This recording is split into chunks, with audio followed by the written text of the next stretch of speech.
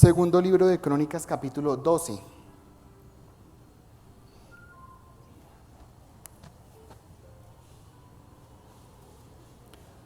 Segundo libro de Crónicas, capítulo 12.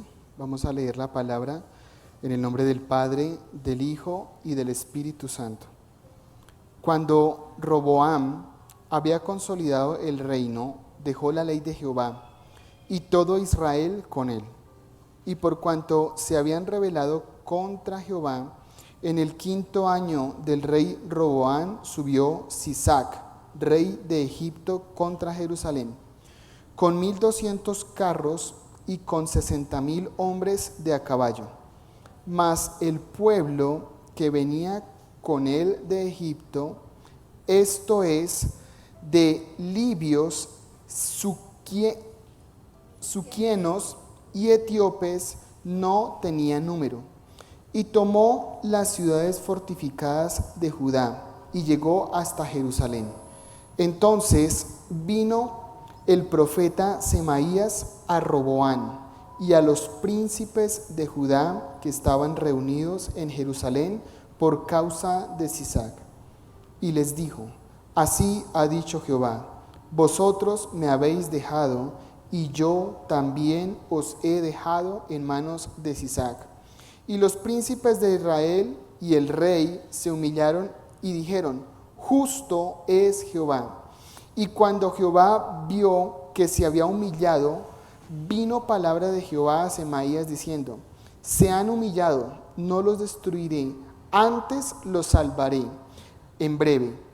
Y no se derramará mi ira contra Jerusalén por mano de Sisac, pero serán sus siervos para que sepan lo que es servirme a mí y que es servir a los reinos de las naciones. Subió pues Sisac, rey de Egipto, a Jerusalén y tomó los tesoros de la casa de Jehová y los tesoros de la casa del rey. Todo lo llevó y tomó los escudos de oro de Salomón que había hecho. Y en lugar de ellos hizo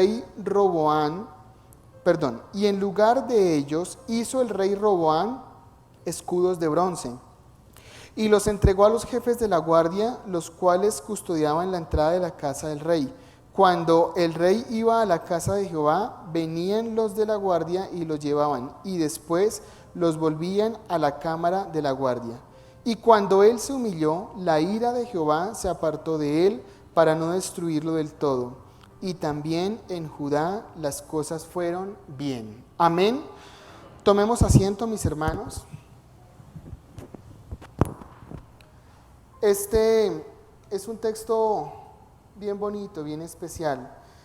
He titulado este mensaje en esta mañana: Abandonando a Dios. Abandonando a Dios. ¿Quién era Sisac? No Sisas, Sisac. Sisac era rey de los egipcios. Era un hombre que estaba gobernando un imperio que ya venía en decadencia. Usted recordará que antes los egipcios fueron los que oprimieron al pueblo de Dios, al pueblo hebreo, cuando ellos estuvieron allá en cautiverio. Y usted recordará que lo último que se logró saber fue que el faraón los persiguió con sus carros hasta el borde del mar, y ya después el pueblo de Israel pasa. Han pasado muchos años desde aquellos momentos en que Egipto tomó control de Israel. En este punto ya Israel es una nación, y no es cualquier nación, es una nación que se ha consolidado. Ha pasado muchísimo tiempo, ya han pasado reyes como Saúl, como David y como Salomón. Este rey que está aquí se llama Roboam. Roboam es hijo de Salomón. Salomón, usted sabe que es el gran rey que llevó el reino de Israel a un esplendor máximo. La palabra dice que las riquezas que tuvo Salomón fueron increíbles. Y Roboam es rey de Judá, ya no Israel. Usted recordará que a raíz de la muerte de Salomón, el pueblo de Dios se divide en dos. Hay un pito en el sonido, no sé si me puedan colaborar con eso. El pueblo de Israel se divide en dos. reino del norte y reino del sur. Reino del norte lo que se conoce como Israel y reino del sur lo que se conoce como Judá. En Judá queda el templo y su capital es Jerusalén. Ahora, Roboam queda junto con la tribu de Benjamín, quedan Judá y Benjamín en la parte sur, mientras arriba quedan las otras 10 tribus, comandadas en su gran parte por Rubén. Entonces, mis hermanos, el texto que nos aclara aquí dice que Sisac, un hombre sin mucho poder militar, o sea, no es la gran potencia que era antes, estaba subiendo a amenazar a un hombre, a Roboam. Estaba amenazando directamente el reino del sur y estaba afectando directamente al hijo de Salomón. Muchos dicen, ¿y por qué no subió antes? ¿Por qué no subió en el reinado de Salomón? Porque Sisac es contemporáneo a Salomón y sube a atacar solamente en el reinado de Roboam. Y la palabra es muy clara y en el capítulo 12, versículo 1 dice, cuando Roboam había consolidado el reino, ¿qué dice después? Dejó la ley ¿de quién? De Jehová.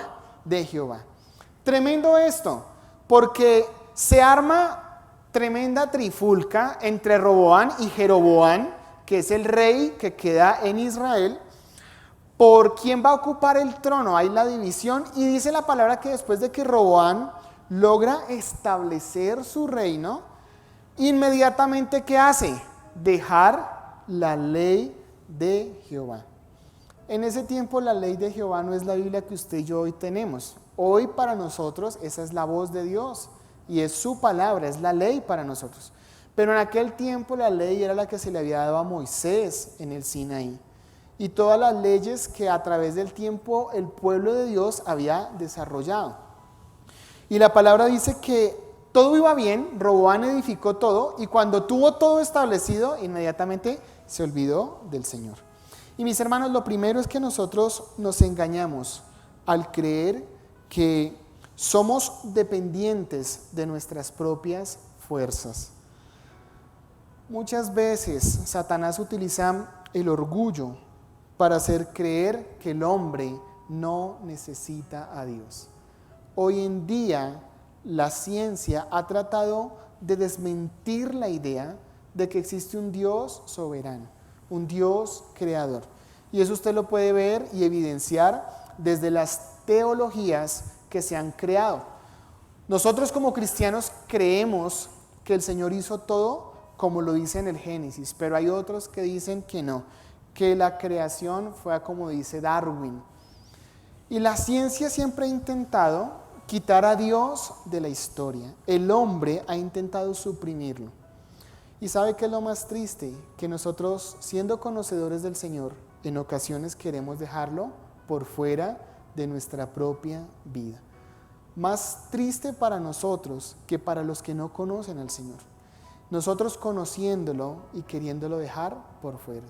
Roboam conocía al Señor, porque conoció al Señor a través de su papá Salomón y a través de su abuelo David. Él conocía las leyes.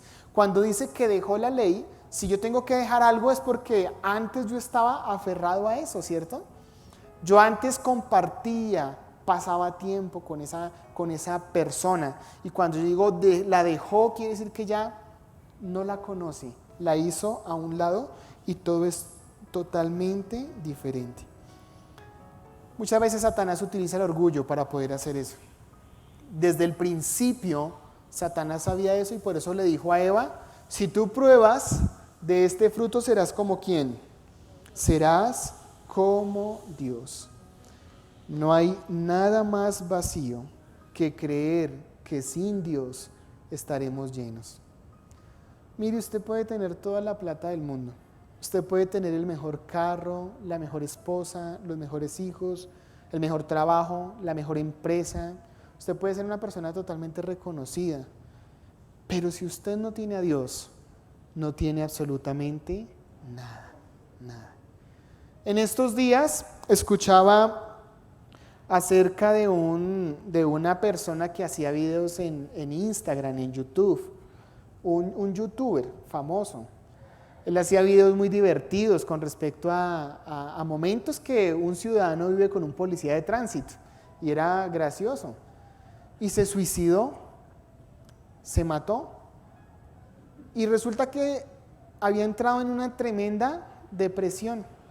No podía ser feliz o hallar la felicidad en cosas que la vida le daba, como el dinero, como la fama, como las mujeres, como el ser reconocido ante la sociedad. Y es que, mis hermanos, no hay nada más triste que tratar de vivir una vida sin Dios. Mire, nosotros no somos independientes del Señor y tenemos que tener cuidado con el orgullo, porque hoy estamos aquí, pero un día el Señor nos puede prosperar. Un día el Señor puede cambiar el estado de tu vida. Y triste sería que nosotros nos olvidáramos que el que nos trajo hasta aquí fue el Señor. Dice la palabra que Roboam estableció todo y cuando lo tuvo todo dejó al Señor. Hay personas en la iglesia que le dicen: Señor, bendice mi empresa. Y cuando eso pasa, no volvieron nunca más a la iglesia. Señor, restaura mi hogar. Y vienen a los ayunos, a las intercesiones, y el Señor restauró el hogar de esa persona y hasta ahí. Como dicen, si te vi, no me acuerdo. Hemos logrado llegar a puntos de honor, de reconocimiento. Y quizás hemos pensado que lo hemos hecho por nosotros mismos. Hay personas que dicen: es que usted viera, es que yo sí soy inteligente, es que como yo, no hay otro. Y sabes, quien te dio la inteligencia, quien te dio la capacidad en los negocios, quien te dio la sabiduría, el entendimiento, es el Señor. Yo no puedo decir: las cosas que tengo las he logrado por mí mismo, porque estaría actuando en una desgratitud con Dios. No sería agradecido con Él. Nada más trae libertad a la vida de una persona que depender de Cristo. Y esto pareciera paradójico, ¿cierto? Hay veces la libertad es pensar que nadie tiene dominio sobre nosotros y que yo soy libre de hacer lo que quiera. Pero no hay nada más gratificante, nada más que haga libre al ser humano que dejarse guiar por el Señor, que dejar que Él sea quien controle nuestra vida, tener una dependencia total de Él. No te confundas. Sin Dios tú no eres nada, pero con Dios lo eres todo. Si un día el Señor te promueve, te bendice económicamente, nunca olvides de dónde el Señor te sacó. Depender de nosotros mismos abre la puerta al enemigo. Dice la palabra que cuando Roboam abandonó la ley, pasó inmediatamente algo. Sisac vino y dice la palabra que vino y destruyó varias ciudades de Judá. Judá es un territorio siempre grande. Y dice que vino y destruyó ciudades fortificadas. Destruyó mucho de lo que su abuelo, de lo que su papá habían edificado en el reino. Y es que, mis hermanos, la Biblia nos relata que mientras el pueblo de Israel le daba la espalda a Dios, pasaban cosas malas, muy, muy malas. Tanto así que usted recordará, y esta mañana nos hablaban, que vino después, o sea, este es un episodio en el que el pueblo anduvo de espaldas, estuvo mal delante de Dios. Pero Israel tuvo muchos momentos y Judá tuvieron muchísimos momentos donde le dieron la espalda al Señor. Y mientras ellos daban la espalda a Dios, inmediatamente abrían una puerta para que el enemigo viniera y los atacara. Quiero decirle algo, siempre seremos nosotros los responsables de las puertas que se abren a Satanás. Pero a veces se nos olvida eso, ¿cierto? Hay veces nos olvidamos de Dios, olvidamos su palabra, su ley, corremos tratando de ir por nuestras propias fuerzas y cuando vienen los problemas inmediatamente, ¿qué hacemos? ¡Ay, Señor, ayúdame! ¿Dónde estabas? ¿Por qué me dejaste solo? El Señor no nos ha dejado en ningún momento solos. nosotros hemos sido los que hemos abandonado al Señor.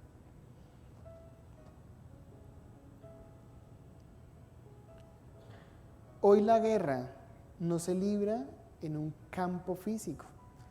En aquel momento la guerra se libraba en tierra de Judá. Hoy la guerra que nosotros libramos es una guerra espiritual. Sisac entró y destruyó lo que aparentemente estaba fortificado. Y es que mire, mis hermanos, sin Dios, lo que aparentemente está bien para el enemigo es muy fácil destruirlo. Nosotros no podemos decir, ay, puedo descansar, puedo estar bien, puedo estar tranquilo porque he edificado. Ahora puedo comer, beber, disfrutar. Ya no necesito de la iglesia, ya no necesito de Dios. Porque poner la confianza en esos bienes materiales, en esas cosas que creo que son sólidas, no son más que un castillo de naipes que solamente con un dedo se puede destruir. Mucho cuidado con eso. Sin Dios todo es apariencia y todo está a punto de caer si Él no está con nosotros. Dice la palabra que vino Semaías, un profeta. ¿Cómo es de bonito Dios, no? Dios siempre intentará hacernos caer en cuenta de nuestro error. Lo hizo con David. ¿Usted se acuerda que envió al profeta Natán y le dijo, David, eso que hiciste estuvo mal? Aquí Roboam está actuando mal y envía a Semaías. Y llega Semaías y le dice, Roboam, príncipes de Judá, ustedes le dieron la espalda al Señor y por eso Sisac ha subido de Egipto a destruirlos.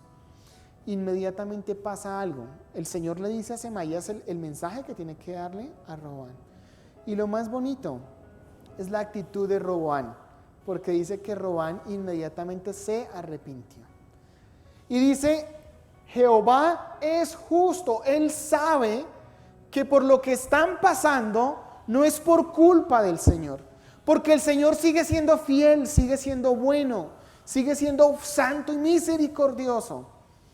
Él reconoce que el que falló fue Él. Y lo más triste de esto es que dice la palabra que Él abandonó la ley, pero al Él haber abandonado la ley, incitó al pueblo a que lo hiciera. Mire cómo un hombre cambió el destino de una nación. Mis hermanos, tengan mucho cuidado, porque sus decisiones no solamente lo afectarán a usted, sino afectarán a su esposa, a sus hijos, a su esposo, a sus hijos, a sus nietos, a su descendencia. Y hay algo que tenemos que entender acá. ¿Cuántos saben que Dios es misericordioso? Dios es misericordioso. Inmediatamente el Señor le dice, ya había salido Semaías, ya estaba ya a punto en el paradero del SITP, esperando que le pasara el bus para llevarlo a su casa. Y dijo, este bus está demorado, hola. Y el Señor inmediatamente le volvió y le dice, Semaías, vuelve, porque él, Roboam, se arrepintió. Y dile que ya no los voy a destruir. Diles que ya no los voy a destruir. Mire, ese tema estaba tan complicado que el haber dejado la ley del Señor había provocado la destrucción de él y de todo Judá. Y a lo que él se arrepiente, inmediatamente el Señor le dice a Semaías, vaya y dígale que no los voy a destruir. Pero hay una consecuencia, y usted la leyó ahí. Usted la leyó ahí. Dos cosas pasaron. Dice la palabra que Sisac entró y se robó absolutamente todo. ¿Qué clases de escudos tenía Salomón? Eran de oro. Esos escudos eran más valiosos que los del Capitán América. Y cogió y se los llevó todos, se llevó lo mejor. Se llevó lo mejor. Y mis hermanos, miren, cuando nosotros abrimos la puerta al pecado, podemos perder cosas que después no vamos a poder quizás recuperar. dice la palabra que se llevaron. Y después, ¿con qué les tocó defenderse a los soldados de Judá? Con escudos ¿de qué? De bronce. ¿Qué tenían antes? Escudos de oro. Y ahora escudos de bronce. Y aparte el Señor dice, y van a tener que servir a Sisac para que ellos sepan la diferencia que es servir a el hombre y servirme a mí. Todo pecado tiene un efecto que nosotros debemos asumir. Si no, pregúntele a David. ¿David se arrepintió o no se arrepintió? Sí, se arrepintió. Su hijo murió. Y dice la palabra que él se sentó ahí, se encerró en la pieza a ayunar y a clamar por su hijo. Una semana estuvo ahí, pero clamaba. Y el Señor decidió cortar la vida del hijo que él había tenido en adulterio. Dios es misericordioso porque nos perdona, pero nosotros tenemos que tener en cuenta que el pecado tiene efectos en la vida del cristiano. ¿Qué debemos hacer? Nunca abandonar los estatutos del Señor. Pidámosle diariamente al Señor, Señor, ayúdame a andar y caminar por tus caminos. Y nunca, nunca apartarme de ellos. Porque si lo hacemos, no solamente perderemos la presencia del Señor, sino que quizás podemos perder muchas cosas en nuestra vida que han sido producto de las bendiciones que Dios nos ha dado. Y podemos pasar de estar en la libertad de Cristo a la esclavitud del mundo. Ahí donde usted está, quiero invitarle a que cierre sus ojos por un instante.